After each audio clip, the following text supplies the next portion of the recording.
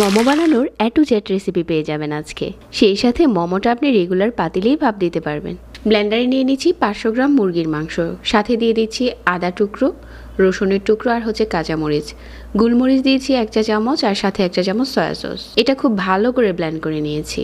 এখন দিয়ে দিচ্ছি ধনেপাতা কুচি আর কিছু পেঁয়াজ পাতা কুচি, এগুলো একসাথে করে মিশিয়ে নিচ্ছি। 1 কাপ ময়দা নিয়ে নিচ্ছি একটা বাটিতে আর স্বাদ মতো লবণ আর 1 চা চামচ রান্নার তেল দিয়ে ভালো করে ময়দার ডোটাকে মাখিয়ে নিচ্ছি। ভালো করে মতে একটা বোর্ডে নিয়ে নিলাম আর যতটা সম্ভব পাতলা করে একটা বড় রুটি বানিয়ে নিচ্ছি। এভাবে করে কেটে নিয়েছি। মাঝ বরাবর কিমাটা দিয়ে সাইড থেকে এভাবে করে ভাঁজ দিয়ে দিচ্ছি। এভাবে করে আমি আজকে সহজ ভাঁজ দিয়ে মোমোগুলো বানিয়ে নিচ্ছি। এই পর্যায়ে চাইলে ডিপ ফ্রিজে সংরক্ষণও করতে পারবেন। একটা সসপ্যানে পানি ফুটিয়ে নিয়েছি, এরকম করে স্ট্রেনারে দিয়ে দিচ্ছি। এভাবে করে সবগুলো দেওয়ার পর ঢাকনা দিয়ে ঢেকে মোমোটাকে খুব ভালো করে ভাপ দিয়ে নিয়েছি।